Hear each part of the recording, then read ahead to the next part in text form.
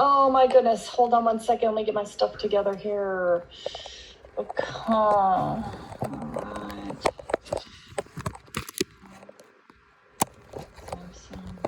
Get your stuff. I get my stuff.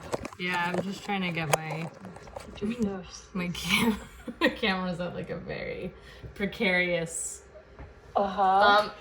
Precariously placed. Yeah, it's like in a bag that has like stuff keeping it. I didn't bring a tripod with me, and I'm at my mom's, so I don't know if you've heard of this Instagram account. It's called Shitty Rigs, and it's like Shitty Rigs. What is that? It's like rigs that people make out of like random stuff that's like kind of sketchy. It's actually a really funny Instagram account. Oh, okay. So very clever rigs, really. You know?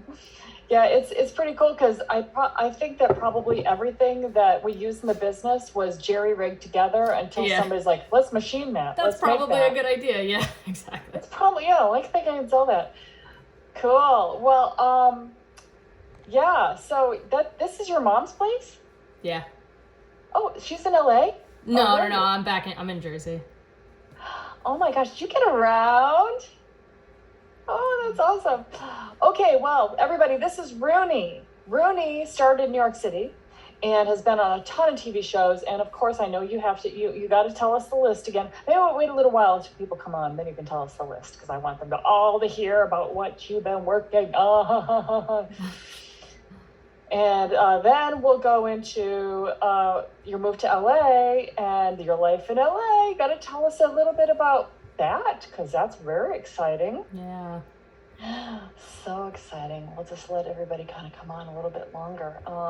Your mom's got a nice place there in Jersey. I know. Yeah, it's like a nice town. Yeah.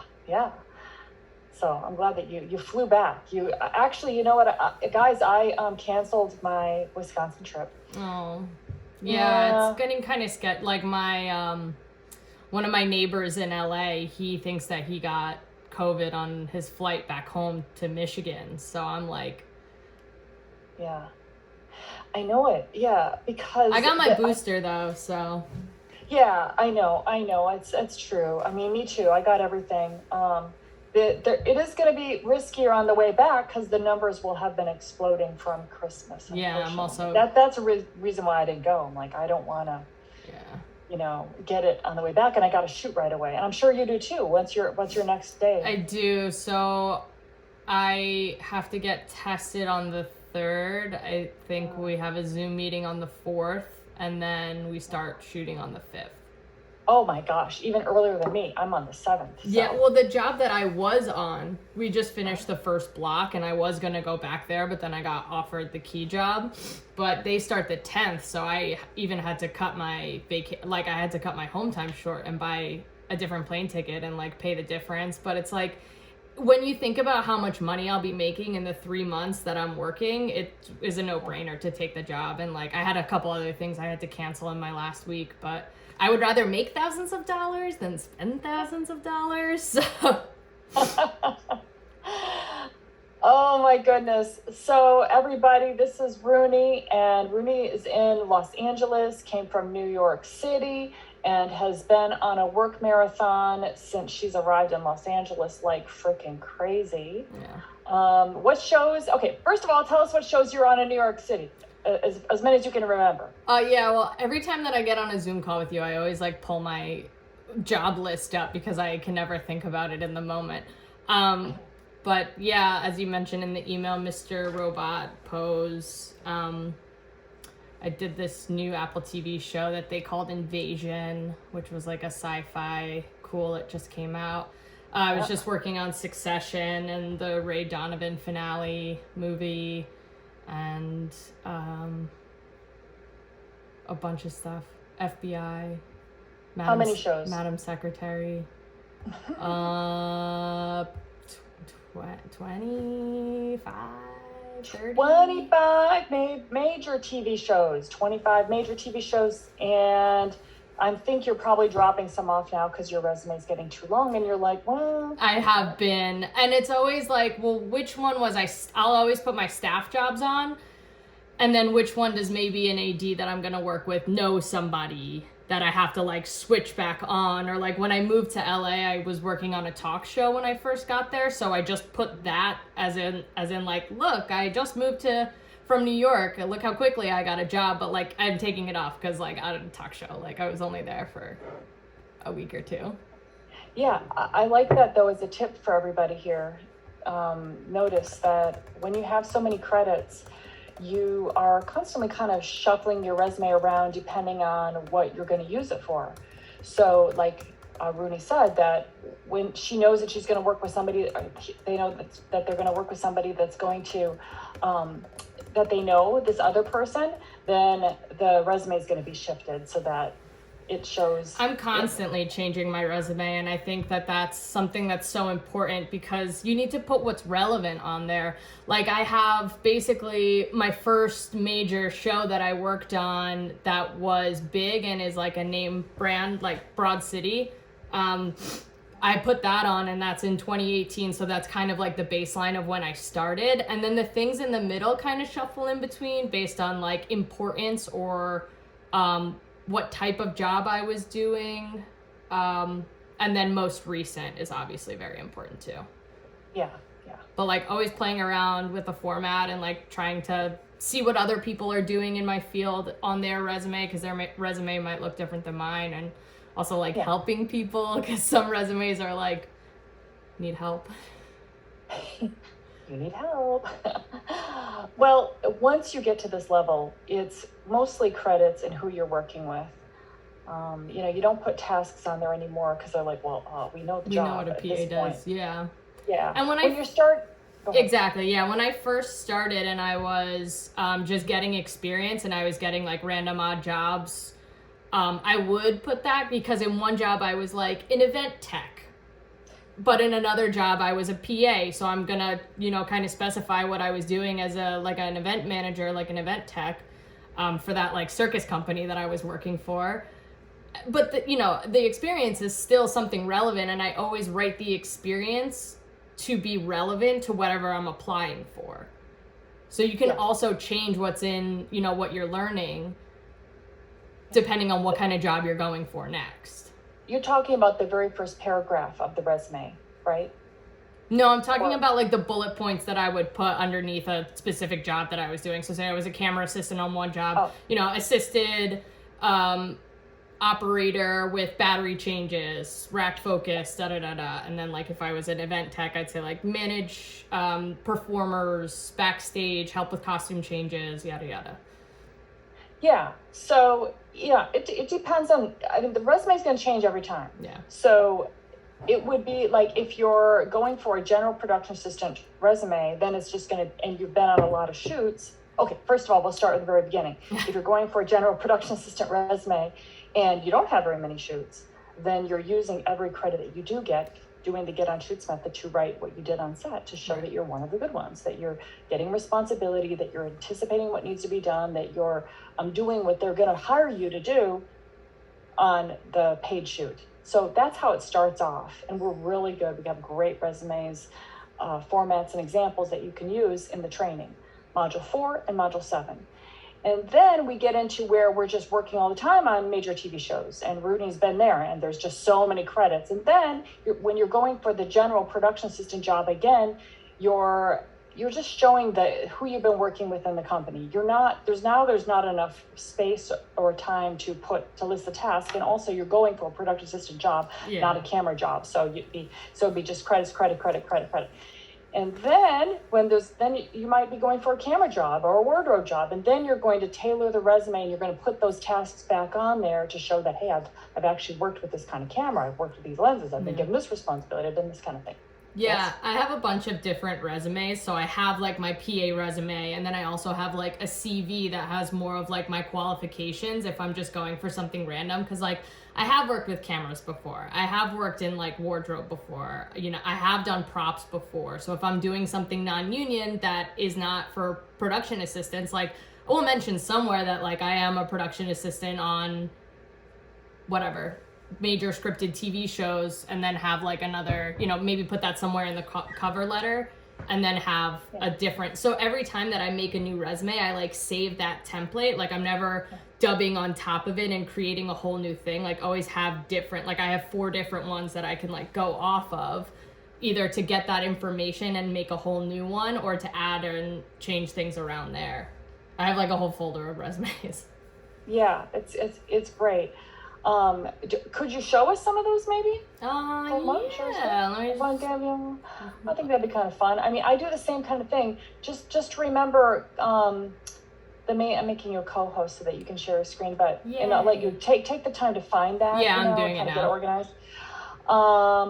But yeah, would you guys like to see that? I would. I mean, you're not going to use the words, but you're going to take the general idea and be crafting it yourself. That's what I want everybody here to start to do.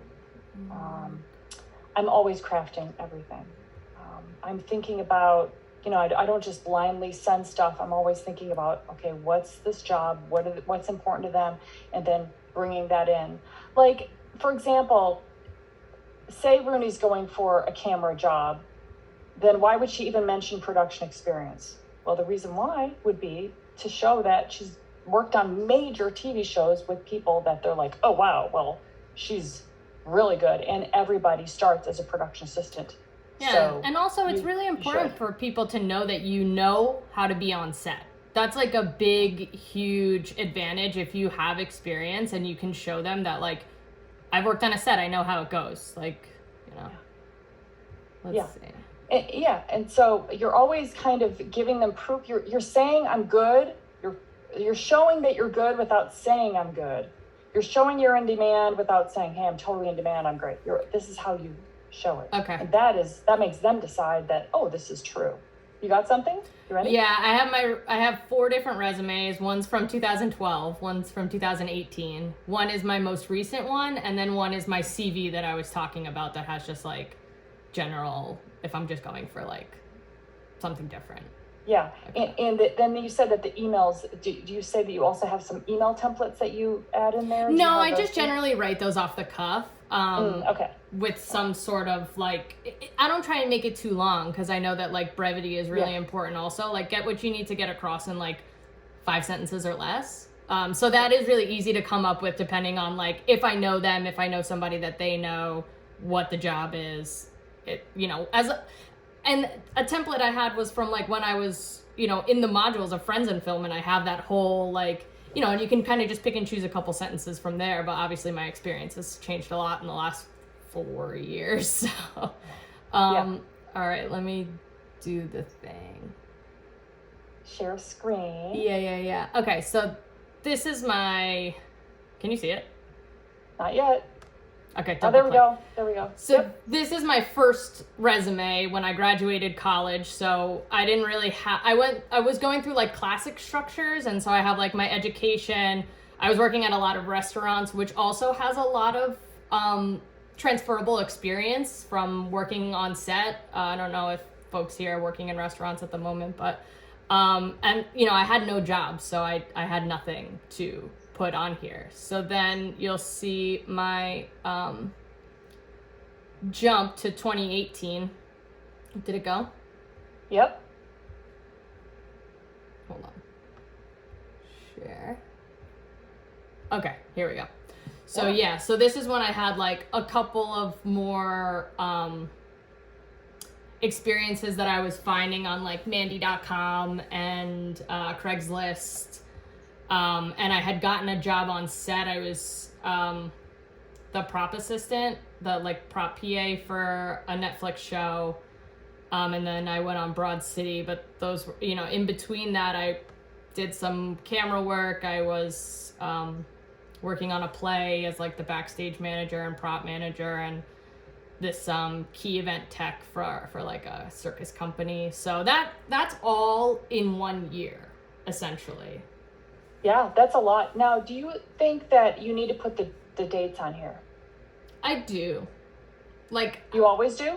I do. Yeah, I do put the dates. Like I've put them more brief in my newer resumes, but for me, like, timeline is important, and I think it shows like how busy a person can be and like how quickly they're getting, you know, the space in between jobs and how much time is there.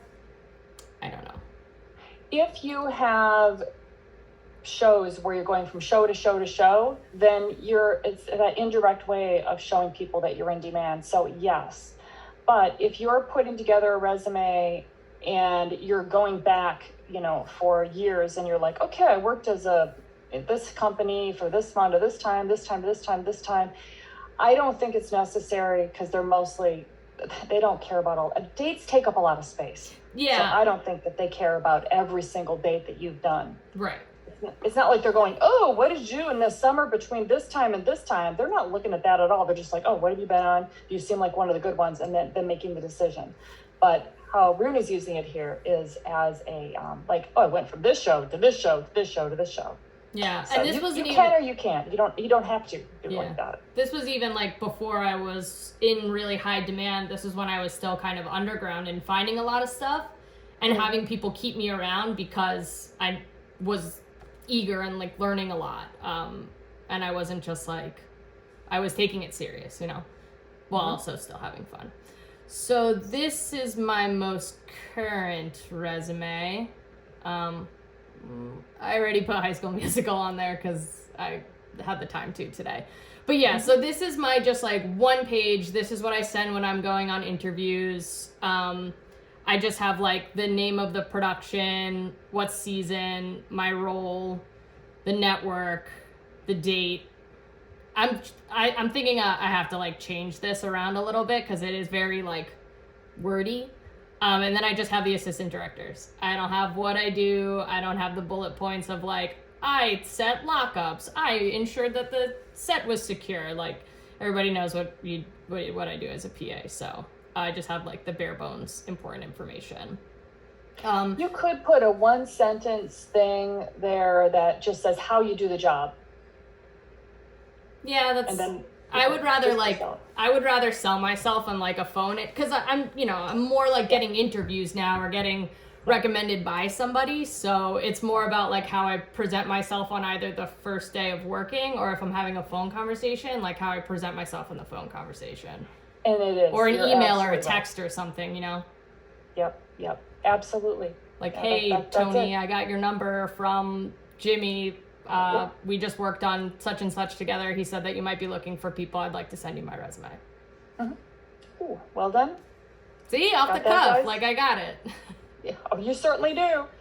And then I had one more to show that was kind of when I wasn't sure how quickly I was going to be getting work after the pandemic. I kind of just made this very loose. I don't think I ever sent this to anybody, but it was kind of just in case. So I have like my production assistant work, various productions from 2018 to 2020, and then I have my bullet points, and then like other jobs that I think show a wide range because I didn't know what kind of work I was going to be getting. So I have like the circus company, I have when I worked at a startup behind a desk, and like the various bartending jobs that I did since I was in high school. And then just like my quick little, I went to college. Nobody really cares. I'll send you some people to refer me if you want to hear about me. Here you go. For this one though, the various productions is like, I mean, if I was to look, I would say list at least some of them, because it would be like, oh, now that's impressive. Various productions, I'm like, I have to imagine what they are. Here and here I am, because I always want to be humble, and my partner was like, when I was like writing like a cover letter for this resume that I have in front of you, she was like, talk yourself up. You worked with Emmy award-winning actors and an Emmy award-winning show. Like you worked on Netflix, you worked on HBO, like you worked on Showtime, Apple TV, like say all of that. And I'm like, you're right. Oh, shucks. It's true. And that's what you would do. That you would just add that in there. Work for all the major networks, or work with the major networks, and then list them. And notice that Rooney said that when the resume is sent to people, it's when they already know her, and they've either been referred to her, so sorry. You're doing Really great. Trying. Referred or, and then I can't think. I would have been referred to people. Yes. And they know me, or they get like, so with this job that I got, the last show that I was on, Daisy Jones and the Six, one of the PAs that I was working with had worked with this AD in Connecticut when she first started earlier in the year. And so she was going up to everybody and being like, hey, I know this AD, he's looking for PAs, like send your resume here. So I sent my resume, and then he emailed me back a couple days later. This was before I talked with him on the phone. He emailed me a couple days later, and he was like, hey, just letting you know we filled all the positions, but you have a great resume. Like, you'll definitely be hearing from us when we need extra people. And I was like, okay, like that kind of sucks, because my friend had already gotten the job. So then the AD texted her and was like, hey, can I pick your brain about Rooney? She talked me up, and then he texted me and he's like, hey, so just kidding, we have positions available. Can you take a phone call? And I was like, yeah, I can take a break in like, because I was on set, so I was like, yeah, I can take like 15 minutes. So I just talked to the key PA. I was like, hey, I gotta make a phone call. I went off and I took the interview, and I like hung up the phone, and I was like, I fucking nailed that. I was like the best phone interview I had ever had. And I was like, it was one of those where I didn't have a lot of time to prepare, and I think that actually worked to my advantage because I didn't overthink it. So like basically all I did was like I looked over my resume, and that's really all the prep that I need, because I look at my resume and I say, wow, I worked on a lot of really amazing shows, and I have like, I know what I'm doing, so I need to just like talk myself up, have confidence, and I didn't have enough time to like think myself out of being confident. So I think that worked to my advantage. Yeah, it's so funny. It's like that. Just remember, guys, less is more. Yeah. You know, it's like they're just like, you know, what's this person? If you sell yourself, they're like, oh, why are they selling themselves so much? But if you're like, yeah, I've worked on this, I'm looking forward to it. I've heard about you. It'd be great to work with you. And what else is there really to say? You know what I mean? I mean, I really just talked about like he asked me, like, what is because he said, the first thing that he said on the phone was, we got recommended a key PA. I talked with him on the phone, and I really didn't vibe with him. So, like, what does it, like, do you think you can do this job? And so I'm like, okay, well, what behind me have I done that proves that I can do something like this? So I had worked as a key PA on like an indie movie, which was like one of my first jobs. And I don't think I really talked about that, but the last time that I had experience with this was over the summer. My friend, on the Ray Donovan finale, they made a movie. They were having like a really big week in Connecticut. So my friend, who was the key PA, he got bumped up to be a second. And I was already like one of their additional PAs, and they had me fill in as the key. So I say to him, like, I don't have experience as a key full time on a show, but here's this example. They trusted me. I knew the first AD, and they trusted me enough to give me the key position for a week. You know, so it's like, do I think I could do this job? Like, yeah, I can do this job. Like, have I done this job before? No, but I'm looking forward to it because I deserve this. You know, I deserve a shot to do this, and I want to do something that's challenging for me. Like, I've done first team before. I've done walkie PAs 3 times now. And like every time I told them, I was like, I get pigeonholed as a walkie PA. So I'm really good at inventory. I'm really good at keeping organized. And I'm also very useful as a floater because I know how to do background. I know how to do first team. I know how to fill in for the key when he has to go to the bathroom or take a 10-minute break. Like, I understand all the positions and I know how to do it. So I know how to like explain to people how to do it too. So, you know, I kind of just sold myself. Did you say all that? It's more or less, like, not word for word, but no, yeah. Along those lines of like, and he was like, well, what does the position mean to you?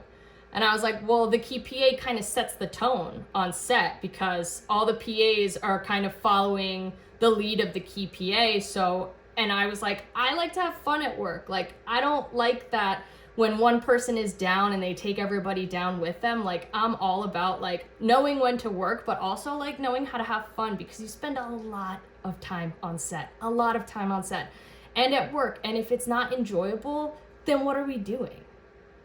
You know, like, that's such an important part of it for me. And there had been times when I worked with people who made me like forget that that exists. And that sucks, you know. But then I work on another show and everybody's awesome, and I'm like, this is why, you know, this is why I'm here. And we talked about... Oh, can I just say really quick? Yeah. I just want to sum up before I forget in my brain what I'm thinking about. Because as you were talking, I was listening to you as an AD or producer. And the first thing that I heard Rooney say was that wants the job, checkbox, wants to do the job, okay? The next one was when Rooney was explaining about how the approach to the walkies, you know, everybody wants me to do it. I'm really good at this. And I'm like, oh, checkbox, super organized. Okay, that's awesome. And then the third thing was, what was it? There was another thing you said that was like, oh, fun on set. Yeah, knows, because the tone of the set is so important as an AD. Like, you don't want somebody like screwing around and trying to have fun, but understands that the energy on set makes people like want to do better. And yeah. Rooney's going to bring that energy. Check box right there. And like the assistant directors are kind of the glue between all of the other departments. So like that is such an important aspect that I think that's what like really kind of turned his ears on, because I was like, if other departments like me and like my staff, they're much more likely to work harder for us or to do something a little extra if we need them to. And it's okay, on the baseline it's manipulation, but at the same time, like it's not, in a way, because we're all a team and we should all like want to work for the same common goal of getting the day done and like enjoying doing it, so that like if I go to the grips and I'm like, hey, we need a flag, they're not like, all right, I'll get to it. They're like, oh, you need a flag? Great. Like, let me just go grab it now. Or if I can't do it, like, hey, can you grab Rooney a flag and blah, blah, blah. And it's there in 10 seconds. Poof. Oh, totally. Instead of somebody dragging their feet because they're like, oh, this fucking PA. Like, oh, absolutely. And I wouldn't even worry about it. The manipulation, don't even worry about that. That is just being freaking smart. When you're on set doing your job, you're smart if you're making relationships with people so that later on in the afternoon, you might need this, you might need that. But of course you're doing it, but that's a way the set runs smooth. That's a way that people want to, that we cohesive to get together as a team. So yeah, you would not believe, you guys, this conversation is so valuable. You would not believe how many people are there in their own little world on set and just like, oh, another day, I'm tired today, and not interacting with other people. And then if they need something, they're like, hey, I need an Apple Watch, I need this. And then there's just no relationship. Yeah. So then it doesn't come, and I'm like, it's not here yet. And then they start to blame. They're just like, they are so unaware. And that's also not fun. Like, it's not fun when all the departments just stay with themselves. Like, I think the intermingling between people is so important, because like as a PA, I don't even know where I'm gonna end up. Like, I'm close to being an AD and like putting my book in, but like I could learn so much from other people, not only about like what they do for their jobs, but also like just because I'm generally interested in them as a person and could learn a lot from them. It could be outside of work or inside of work. It's like there's no point in like staying in your own world, because it's just like it's gonna make everything just like drag on, and it's not like the way that it should be, you know. And like sometimes it happens. Like, I'm not saying that every day is like the best day in the world on set. Like, I definitely have down days, but I think also knowing that like people are looking at me on set, and it could be the green PA who is their second day on set, or it could be my AD, or it could be somebody in another department. So like I want to make the best impression that I can, as many days as I can do. And if not, just like kind of being vocal about it, and not just being like, hey, I'm having a bad day to every single person, but. Well, it doesn't have to be a bad day. It could be a bad moment. Right. It doesn't have to take the whole dang day. Yeah. And another thing that's really taught me is to like, if some situation has like rubbed me the wrong way and is putting me down, I will like go up to the person and be like, hey, did I just like do something wrong? And I've become more able to like get myself out of that momentary insecurity. Because like I had a situation recently where I thought that what I said might have been throwing somebody under the bus. And I went up to him after and I was like, hey, sorry, did I just like totally throw you under the bus? And he was like, no, not at all. Like, you're right. Whatever happened was completely my fault. And like, you know, I don't know, because I just felt like weird in that moment. And like things like that happen. And you, like, I'm the type of person where in the past I would have just like let it go on for the rest of the day and have it just like eat me inside. But like my mentality has changed so much in like my last couple of years of experience that like I just want to let it go as soon as possible. So I want to like figure out like what the situation is. Oh, it's so good. That's being an emotional adult there. That's super good. Yeah. And, you know, even if it's like, this is not, you know, whatever it is, if there's any kind of criticism and you're like, that is totally not true. The thing is to think about is how you think gives you your emotions. Your thoughts give you your emotions. And so you want to kind of use your mind. I was going to say manipulate your mind, but you want to use your mind so that you can move on, like Rooney's talking about, and feel the way that you want to feel. So the way to do it is to look at what was said or what happened and find a grain of truth in it. You know, do find whatever there is that's truthful about that situation, even if it was whatever it was.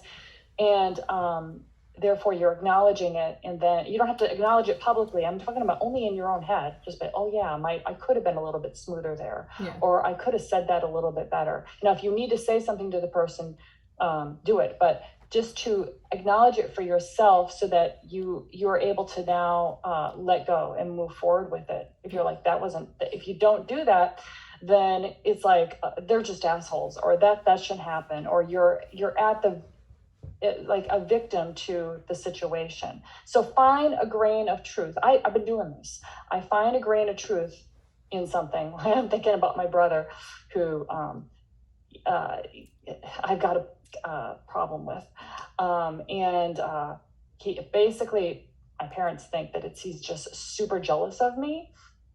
I don't know, but there's just definitely some very strange interaction there of what he says to me. And it's really bad what he says. You know, he says I'm an asshole. Can you believe that? I'm sorry. Oh, he's just, yeah. He's something else. But anyway, but it's the reason why I share this is it helps me to be like, okay, let's find a grain of truth in what he's saying so that I can at least, you know, not just put it all on him. I can open myself up to it so I can look at it a little bit differently. Yeah. And the thing that I'm trying to remember is that like, I am not a master at anything, and every day I could learn something new. So I need to like open myself up to that opportunity, because if I stay closed off and I'm like, well, I know everything, like that's, you know, nobody's ever going to hire me again, because that's just annoying, you know? But also like it makes work like enjoyable to know that like there's something new that I could learn. Yeah, absolutely. Okay, let's open it up to the group here. What questions do you have for Rooney? I know one of the first questions you're going to get is, how did you get on all these jobs?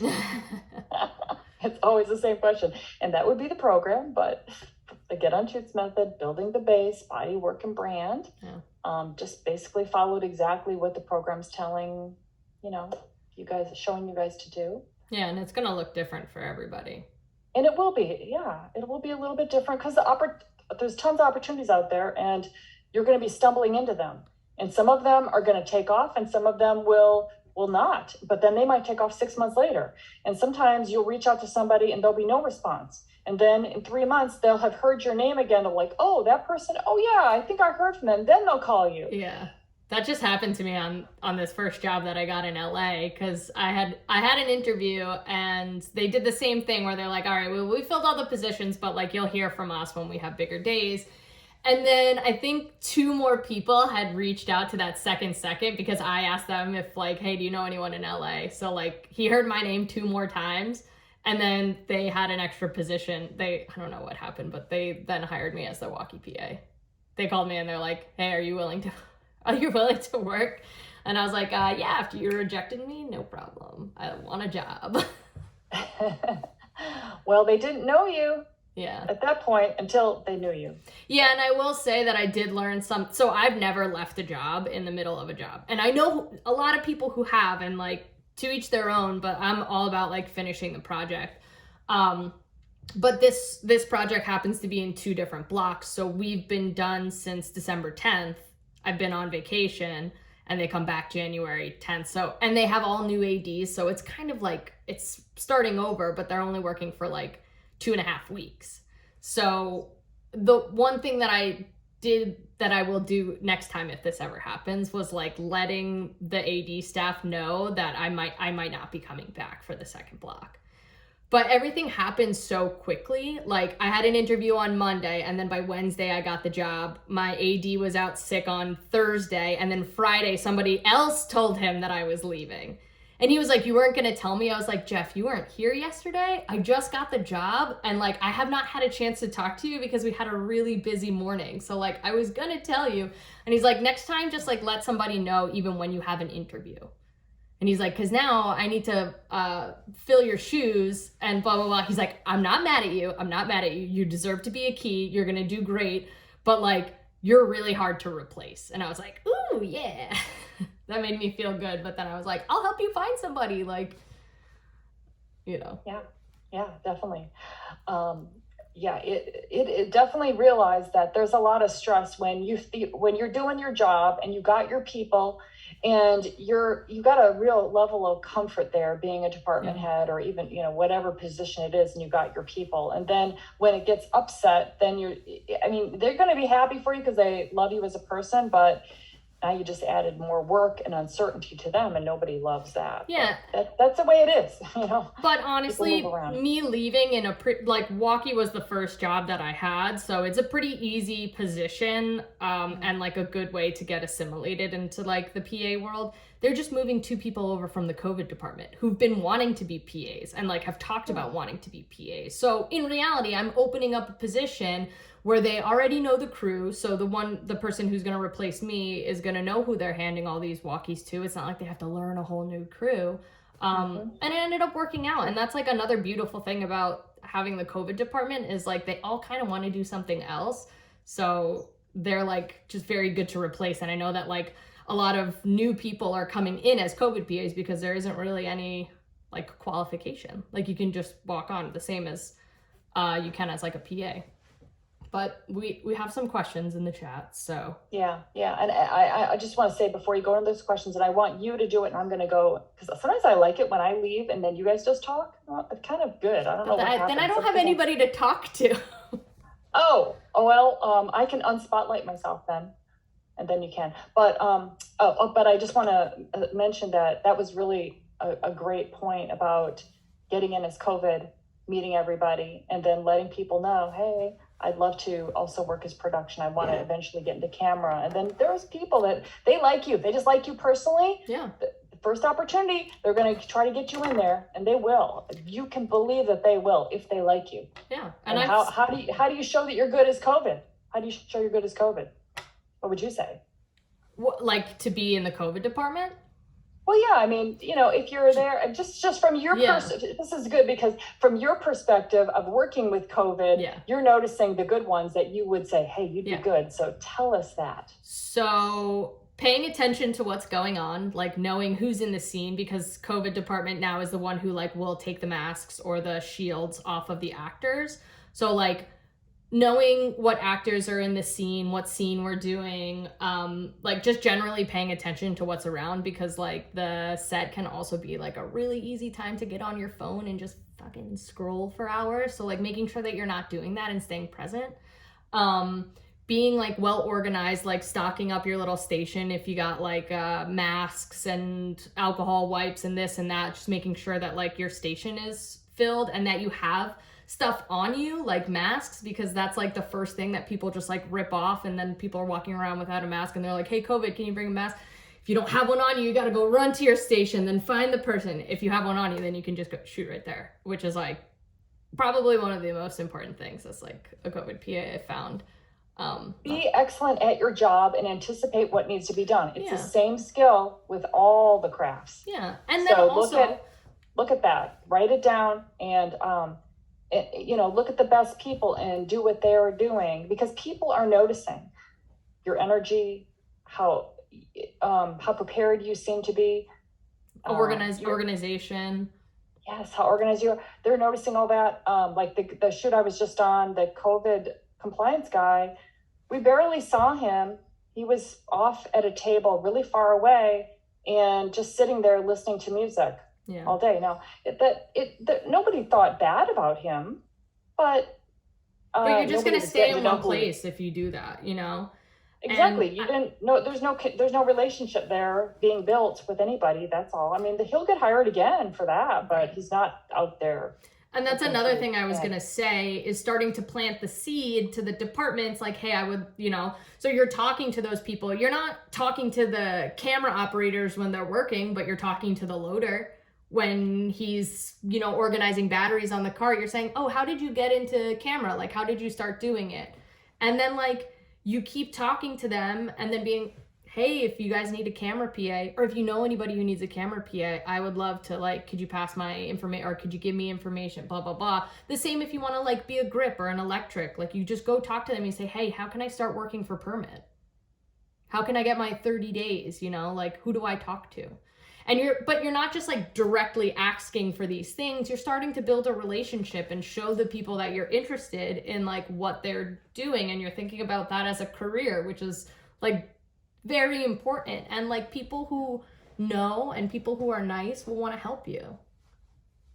I want to help people. Like I want to help people as much as possible, like get on set and like work as much as they can, and then like encourage people to talk to people, because this is like your career is like one of the most important things in your life. So do what you want to be doing.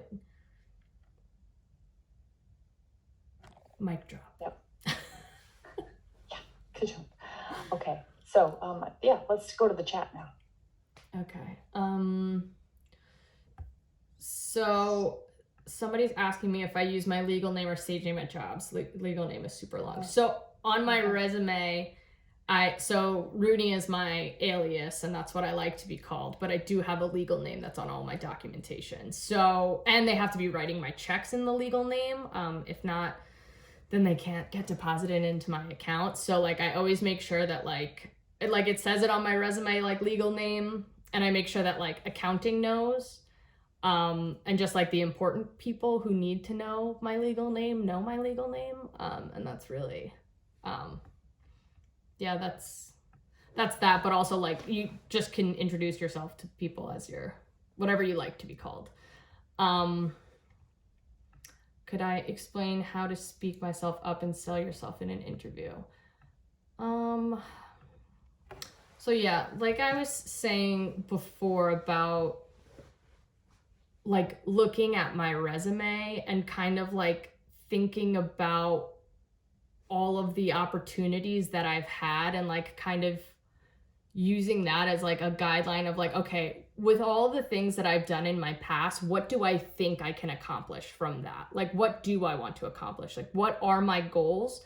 Because if you're speaking in the future tense of like, I want to challenge, I want to learn, I want to be at the top of my game, I want to be a first AD. If you're speaking in like future tense of like, this is what I want to do and this is like how I'm going to do it, I think that's a really good way of looking at it.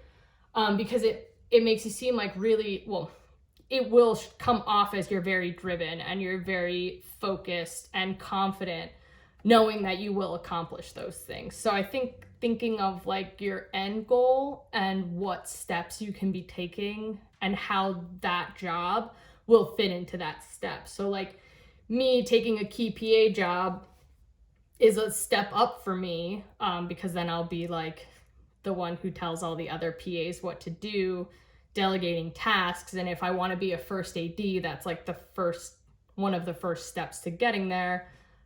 because they do a very similar job, just in different calibers. Like a key PA runs a little circle and the first AD runs the whole set. So if you can run your little circle and continue to do that and grow upward, then you'll be able to run the whole set. So they're saying, hey, do you think you can do this job? Like, yeah, I want to run sets one day. So yeah, I can do this job. I'll do whatever it takes to learn how to do this job and to do this job well. And maybe I could learn from you because you're a smart person. I looked at your IMDb. I've seen your credits. You're great. Like, that's also another good way to like get yourself into like that you've looked up a person or maybe know what production they've worked on or who they worked for or something like that. Just showing that you're like doing a little bit of homework. Like the guy that I had this phone interview with, like I knew that he did the latest season of Ozark, season 4. So I was like, you did Ozark? That show's fucking awesome. Like that must have been so cool. What a good show. I didn't think they were gonna come back for season 4. And you can just kind of like riff a little bit and that comes off as confidence too. Because when I take an interview, I want to talk to the person as if they're my friend and not as if they're in this person that's way higher above me, because that's like very intimidating.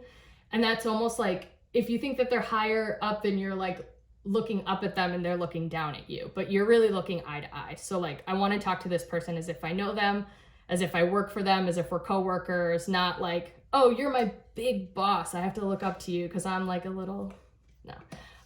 Okay, next question. Sorry, I'm just gonna take a sip of water. Okay, how did I know I was ready to move for LA for work? Asking from the perspective of someone in a similar market. So I didn't move to LA for work. I moved to LA because my partner wanted to move to LA. So I was like, good thing there's work in LA. Because I was basically doing the same work in New York, and I was actually afraid that since I wasn't moving for a job, and it was going to be a lot harder to find a job, but like I really planted my feet in New York and I worked my ass off for 3-4 years. And so when I found out and came to terms with the fact that I was leaving home and moving to the other side of the country, I started like talking to people who I knew, being like, hey, do you know anybody in LA? Do you know anybody who can help me out? I'm moving there. And that actually worked for me. So that was great. And that's how I like got on a talk show when I first got there, which like isn't what I want to do. I was like working as an office PA, just like doing random tasks and like I need to be on set. But I got that job through somebody that I worked with on a job in New York. He texted me, he's like, hey, I have somebody who needs a PA in New York. And I was like, hey, so I moved to LA. Do you know anybody who works here? He's like, oh yeah, I'm going to text your number to whatever, this guy that he worked with on another show. And then the next thing you know, I'm like working, and I had been in LA for 3 days and I already had a job. It was kind of crazy.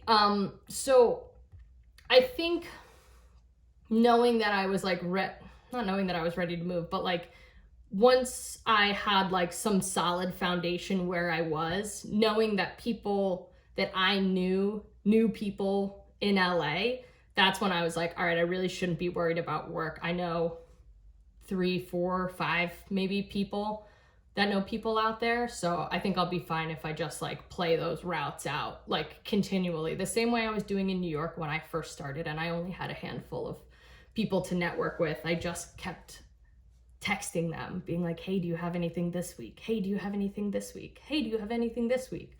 And just like keep driving, because there were times in New York where stuff dried up for me and I just felt like I was annoying the person texting them all the time.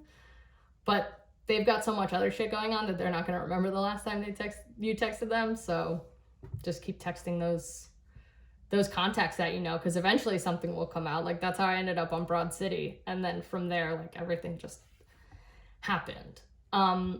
Great. One more question. Do you need separate insurance to lift things, like working as a PA and camera ask you to help lift some gear? Are you allowed to do it? Or so that is a good question, and that differs kind of everywhere you go. So in the non-union world, everybody kind of helps everybody else, and that's like no big deal because they're not in a union. So on major sets, union sets in New York, the PAs cannot touch anything. Like nothing that is not in your department, which is nothing. We have no equipment. So I remember I was a PA. This was like one of my first jobs, and I'm pointing in the direction to the next set, and all the crew members are pushing these like big giant carts. Somebody's trying to go over like those yellow jackets that cover the wires, and the guy can't get the cart up. So I tried to help him. He's like, "Don't touch it," and I was like, "Ugh." So that was like my first experience with that, and I was like, "All right, I didn't know. I'm sorry. Like I'm green." But in LA, it's way more chill. Like nobody fucking cares. The prop people are like, "Hey, can you help me set up the chairs?" And I'm like, "Okay, yeah." So it's the same. They're in this, not the same unions, but in similar unions, but it's kind of just by region. Like in New York, everybody's very much like, "Don't touch my shit." And in LA, people are like, "Can you help me do this?" So that will change everywhere you go. But yeah, if you want to like, I know that for props, if you can get lift certified, and you can do like you can learn how to like use the forklift and stuff. So things like that will be by department and by union, but you do have to do a separate certification to learn how to operate those in a safe way, and you'll get like a whole certificate and stuff. Welcome back, Janet. Welcome back to the Rooney Show. Here I am. I like it. It's really good. That I use my married name for Jojo. What's you suggest I keep my so to answer your question, Melissa, I think that's like really up to you.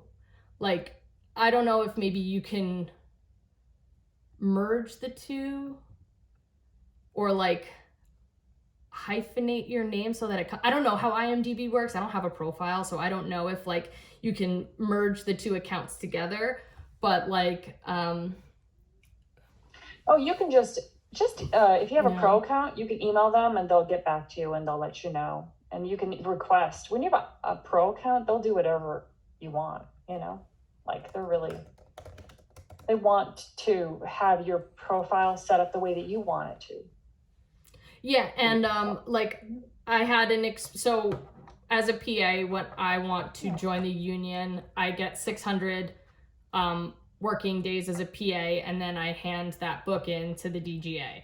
And so in between that, I had changed my name, not legally, but I was getting it changed on call sheets so that people would call me by the name that I wanted to be called. So I called the DGA, I called the union, and I said, "Hey, I am now going by a different name. They're putting that on the call sheet.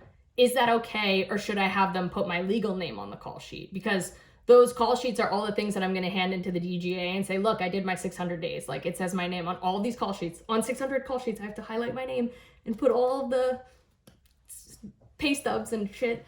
And she was like, "As long as you have the same last name and the same last four on your social that will show on all of your pay stubs, you can put whatever name you want. Just make a note that on this job, and this job, my name was different." So like, you know, people are nice like that, and I love calling the DGA office because she's the nicest person in the world, and I call all the time and I'm like, "Am I doing this right? Do I have to have this? Do I have to have that?" So yeah, people are helpful. Yeah, and the unions are different where you live, so call the union where you're at and find out. You know, either call them, check out the website, but you can find this kind of information out.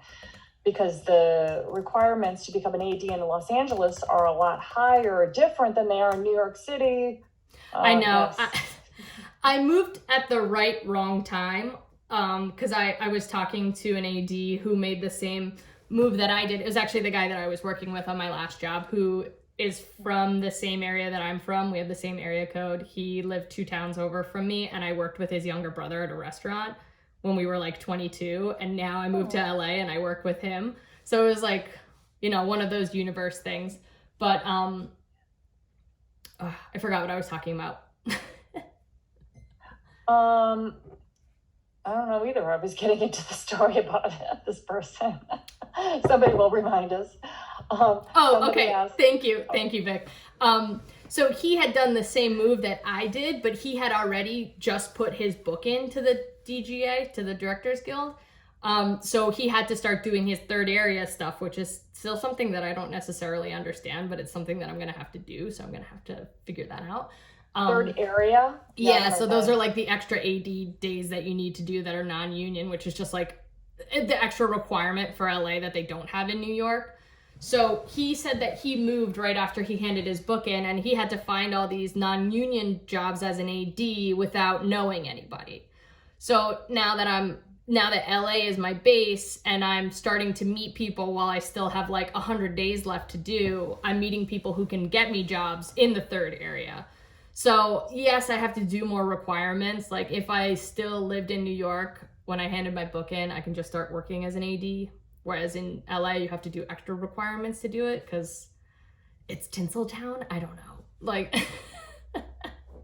Oh yeah, guys, just know that the DGA is the hardest. Like, there's no harder, no highest requirements that there is than that. Like, hands down, it's the hardest. Like any other department's going to be easier. If I wanted to do, so I was talking to some of the set decorators, some of the offset decorators on my last job, because that's always, and you know this, that's like always been my like second love or possible career, was to do like art department props or set deck, or I don't know, I would even do greens. Like I love dirt and trees. But he was like, oh yeah, it's super easy. You just need to do 30 days to work, 30 days working as a permit, which is you're not in the union yet, and then you can apply to the union. 30 days in 1 year.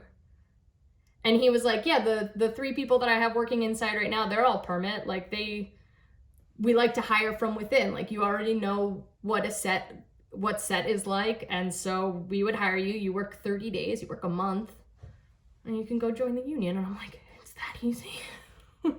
You're like, that's crazy. I was like, that's good to know. So if I AD and I end up like not really, if it's not, I think that there's always the opportunity to change careers if you want. And my sister has always been somebody that's influenced me on that, because she's changed, my older sister, she's changed careers like 3 times. And I used to think that people just did the one thing, and if they hated it or if they loved it, they stay and they do it because that's what they did. That's what they spent their time trying to do. So you stay and you do it.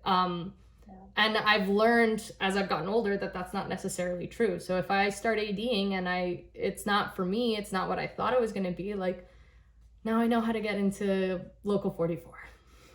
And you have some mad skills and so many connections. Yeah. And I'm telling you, if you are an AD, like, you know, you've got mad skills. You understand all the departments and the processes and what everybody's looking for. So you can do any job really well. Of course, there'll be the specific skills there, but you're going to have that get it factor to the max. Yeah. And I think that that's and then, so like my goal right now is to be an AD, and then past that is like, well, I would want to direct. And I've worked with directors who have been first ADs, and they were like hands down the best directors that I've worked with because they understand how a set works. They know how to make the day work. They know how to talk to people. They know how to talk to the actors. They know how to talk to the DP, instead of like going through the first AD to send notes between people. Like people just like, she just got it more than other directors that I've seen. And I'm like, that's what I want to do. Like I want to work for 20 years as a first AD and then go be a director, because I would be top of the line. Yeah, I've noticed that too. Like the director I just worked with on this last job never AD'd and was wasting time having these overly like too many words conversations. Yeah. I mean, that adds up. And also it makes people feel less secure, because it's like when you listen to every single person on set that's experienced, when you listen to somebody that doesn't have that experience, that's using too many words or trying to be too nice or whatever, you're kind of like, you're like, and this is our leader, like you want to ask a question, get the answer, and confidently know that they're not going to change. Oh, maybe we'll come out. Oh, now we need you now. Okay, we thought we needed that, but and that this is the thing that just drives everybody crazy. So, ADs have it trained into them to be efficient and know what's going on. That's something I really learned a lot on this last job. So they had me stationed at like the producers village, which is like where the producers, the showrunner, the writer, all of those people sit. And I would relay their notes from the scene to my first AD, who would then talk to the director. So that's something that you have to learn how to like, so I was like with the writer of the show the whole time. And he's giving me this like, oh, well, it'd be great if she could do this, this, and this. And I relay it back in like 4 words. Like just a much briefer, like I'm not going to say word for word what he said, but it's all about like efficiency. And I've definitely learned that a lot, like on every job, like learning how to ask questions so you do the job right the first time instead of doing the job wrong and then having to do it again. Like ask questions until you fully understand what it is, and like not being afraid of taking up somebody's time to do that, because I would rather explain it all the way so that somebody can do it right the first time than having to find out that they did it wrong and then have to like have them redo it. So communication skills are like something that I thought that I was good at when I started, and now I'm learning how much more there is to learn on top of it. And so like, yeah, and also like seeing how other people do it, like learning through other people has been like such an important part too. Cause like, I also feel like when I started, I had a lot of pride, and I've definitely like kicked a lot of that to the curb. Yeah. Can you talk about that? What do you mean by that? A lot of pride. Like, I just feel like I was like naively arrogant and stubborn of like, oh, I deserve this. Oh, I've worked so hard. Oh, I went to college. Like having all of these merits that I thought were like, would, put everything out in front of me. But then like learning how to be humble. Like when I first started working and I got like a job, and I worked for 4 months, and then there was nothing, and I had only a handful of contacts. So like being like, oh, the job isn't going to come right away. I have to work harder to get another job. Like I have to prove myself again. Just because I got one job does not mean that something will come immediately. Like I had to keep working. And like I remember going through this, like through the program, and like talking with you about it, and just like at some points feeling really like down about it. And that like, I remember. Yeah. And that even happened back when I got on that show in 2014, and I never got called again for that. Had to work for another 4 years to get on another set, So learning humility about that also has been like really helpful. Yeah. Because ego does get in the way. Because that's the filter through which you're responding to everything. And if you're like, hey, I got a little bit of a chip on my shoulder, that's people don't like film school students, because they're like, oh, I only want to do this. Exactly. Yeah. And they have to lose that. In fact, a lot of people don't want to hire film school students because they're afraid that they're going to have a chip on their shoulder. So what they really just want is no ego, teamwork. Let's move this thing forward, and don't get your bent out of shape for any reason. There is no reason to ever get bent out of shape. We are a team, and we want to end this day safely, on time. Everybody gets to go home and done well. So we roll. So that's the right attitude to have. And the ego does get in the way. I love that. Your ego is not your ego. Yeah, that's so funny. That's so great. Thank you for that, Lil. Somebody asked, how many hours a week do you work? 70.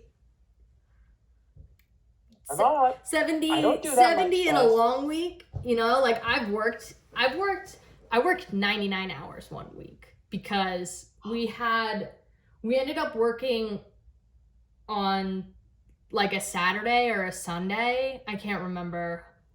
That was on Succession, and I remember seeing my pay stub, and I probably even worked more than that, but I think the limit is 99. I don't know. I was like, how did that even happen? But it's because we had like 7th day.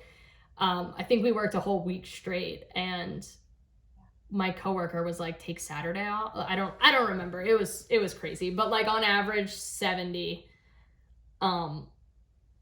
60 to 70. That is a whole lot. And the thing to remember is when you're working that much, you're going to get tired, and your mind is going to get tired. And you're going to be like, when are we all fucking going home? Your mind will get a little bit grumpy, and other people around you will be getting grumpy. So don't join in it.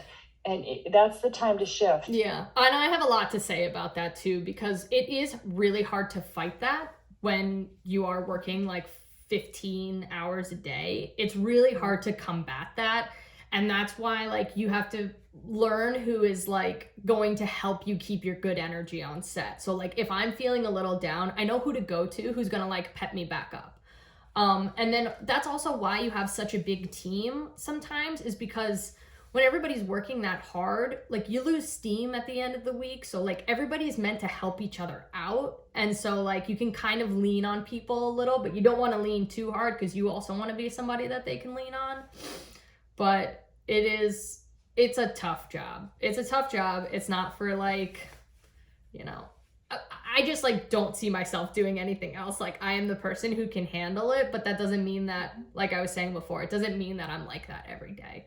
Like there are days that are harder than others, but you know, you have the goal in sight of like, this is what I want to do, or like, I really believe in this project, or like this show is going to be so great, you know, whatever it is. That's a lot of hours. I'm not seeing that people do that many hours. I mean, 70 is a lot of hours.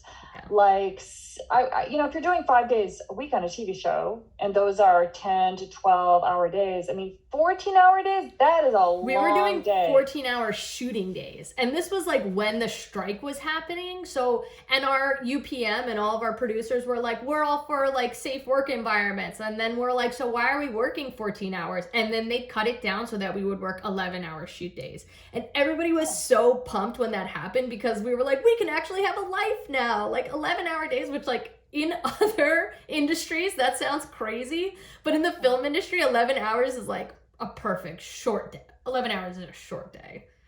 It is. It's a great day. And that's what I've been doing. Like all month, I've worked almost every single day, and they're all pretty much 11-hour days. When it gets to be 12, it's like, okay, this is a long day. Yeah. So I just want you guys to know that there's a lot of shoots like that. Of course, we always remember the ones that are super long because they stand out. But when you look at it over the course of it, it's pretty much 11, maybe 12-hour days, and then some maybe 13. But and for me, just know for commercials, I work all the freaking time. I have maybe a 13-hour day every like 3 years, one day. Oh wow. And also as a PA, we're there before everybody starts and we're there after everybody leaves. So if we have an 11-hour shoot day, that still means I'm going to work 13, 14 hours, because I'm there an hour and a half before and an hour and a half after, 2 hours after, depending on if we're walking away or if we're loading to the trucks. Yeah, and a 17-hour day is dangerous, really. And that's the whole reason the strike was happening, because people were dying. People were getting into car accidents and dying. And that was like such an important part of what IATSE was trying to show the producers of all of these major production companies. And so I've like, this hasn't happened to me, but like I know of people who after a 17-hour day will be like, to the producers, I don't feel comfortable driving. You're going to need to pay for a hotel for me tonight so I don't die. Oh yeah, they do that. And they do that, yeah. Oh yeah, they do that. In fact, they do that to prevent getting sued, because they're like, anybody here too tired to drive? We'll put you up in a hotel to prevent it. Some people have to leave. That's cool. Hey, I really wanted very quickly before we leave, and we're trying to keep these calls around an hour, but I'm like, I kind of want to, I want to do a little training with the resume part of the interview part of this again. Yeah. So could you just like say, okay, that he called me, that was set up at this time, it was Zoom, here's the first question, here's what I think was the second question, here's my response. So just that we have that. Can you relive that interview again with us? Yeah. So I had gotten a potential interview. The first AD texted me and said that he was available for the rest of the night if I was able to call him. So I was working on set at the time, so I went to my QPA and I said, hey, I have to take a phone call. I don't know when it's going to be. I'll let you know when it happens. I'm going to take my radio off so that I'm not distracted. And I found like a place away from everybody that I had privacy, that I could kind of pace back and forth, because like talking with my hands really helps me. So I have my my headphones with me so I can talk and kind of do what I need to do that makes me feel comfortable. And so we get on the phone, and like maybe, the first thing that he said to me was that they had a key PA in place, but he talked to him on the phone and he didn't really have a good vibe. So that like put in my head that like I need to give this guy an idea, like I need to give this guy the version of me that I know that is what I am all the time, which is like somebody that's easy to be around for long hours, and you know, somebody who's sharp and can like riff off of him. Like I could just tell. Also, another thing that really helped me was my friend showed me a picture of him like on his Instagram, so I knew what the person I was talking to looked like, and for some reason that helps me. And I was talking about it before, Janet, when you were away, that like I like to talk to people, although this guy will be my boss, I like to talk to him like we're already coworkers or already friends. He's not so above me that I'm like looking up at him. We're looking like eye to eye. So I'm talking to him as if we're already buddies, and talking about, you know, he asked me like, we're looking for a key PA. Do you think you can do this job?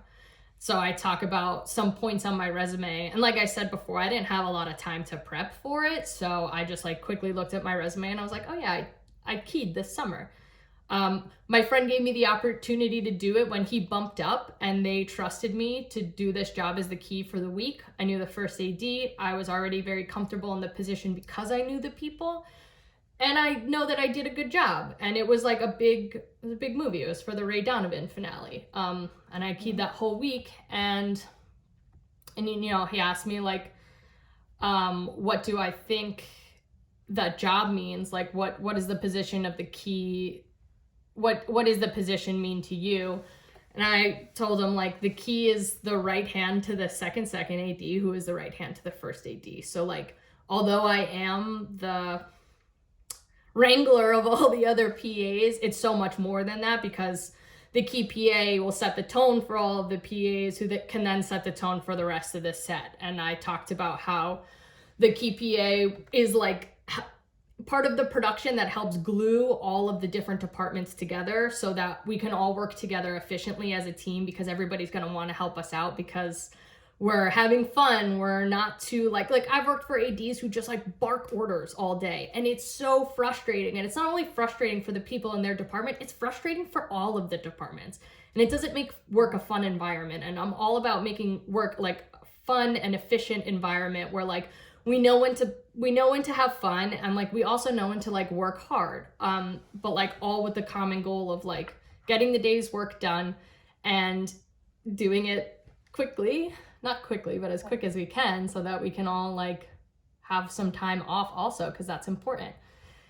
To which he replied to me that they're trying to do shorter days, because also we're working with like younger people on High School Musical, the series, season 3. I have to say the whole thing when I say it.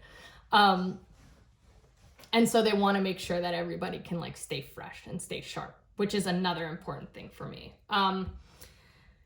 Yeah, and then he said that, and then you're like, okay, that's good. I like your philosophy. Totally. And we talked about how like I've worked with ADs who have this old school mentality of no sitting, no leaning, don't be on your phone, don't do this, don't do that. And like, it has made me like believe that that's how every AD is, when I know that the newer and the better ADs that I've worked with are trying to eradicate that behavior. And like him and I were talking about that. Then we started talking about ADs that we've worked with, that we've then taken their philosophies, made our own, and are spreading that around. So like in a way that he was talking about, he worked as like a PA on The Crypt Keeper, on like whatever the show, Nickelodeon, like way back. And he told me something that AD had said to him that now he says, and I'm like, that's amazing. Like that's the way. What was that? Do you remember? I don't remember what the catchphrase was or something. When I work with him, I'll have him tell me the story again so I can remember it. But, you know, we just talked about, like, learning from the people that we want to then model, and keeping that, like, legacy alive, like, essentially. Like, I want to be like all the good ADs that I've worked with, so, like, I will never yell at anybody to do orders, or, like, to make the day go faster. I had an AD that was, like, the only reason that at work, she yelled all the time. Out of work, she was, like, the nicest person. I'm like, why do you do that? And she's like, well, it makes everybody work faster. And I'm like, it really doesn't. Like, it makes working like kind of a pain. But you know, then he also asked me like what my goals are, and I always get like hesitant to be like, maybe I don't want to AD, but I always just like, if I'm gonna work as a PA, then my goal is to AD. So I tell him I have 500 days in 2022. I'm looking to hand my book into the DGA, and like maybe 10 years from now, maybe 20 years from now, I'm directing sets through the route of ADing, but the goal doesn't necessarily mean your career goals. It could be what kind of goals you're trying to achieve on that job. And so it's like, well, I want to learn as much as I can about this position. And I want to learn from people who are going to make an impact on me. But yeah, it's,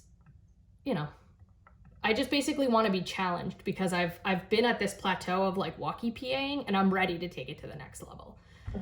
And I remember him saying early on in the conversation, he was like, wow, your confidence is giving you a gold star right now. And I was like, all right, keep it up. Like, let's go. Oh, that's nice. That's great. Yeah.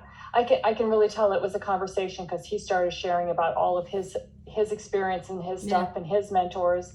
So yeah, it's really just a conversation, seeing how each other vibes. Yeah. And I love how you guys were each sharing the philosophy of doing that job and what you aspire to get to. That's all really good, you know?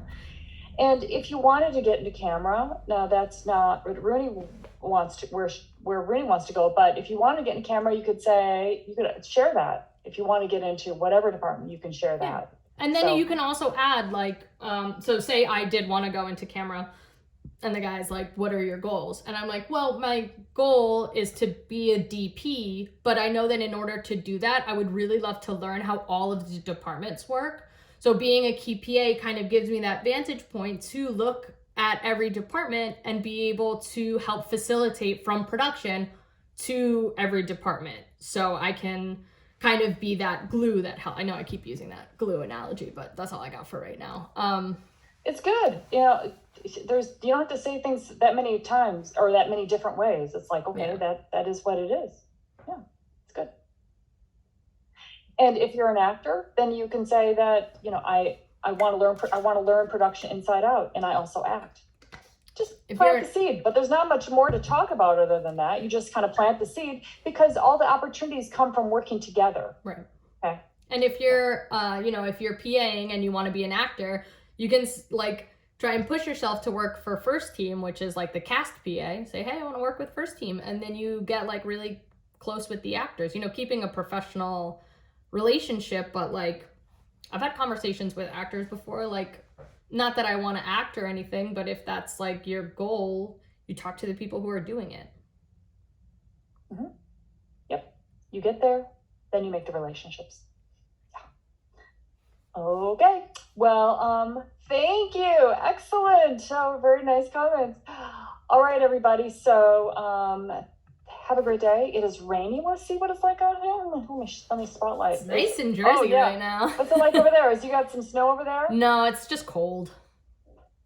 Which I'm I get cold in California now, and I'm like, that happened real fast in the 50s, and I'm like, I'm freezing. I put my heated vest on.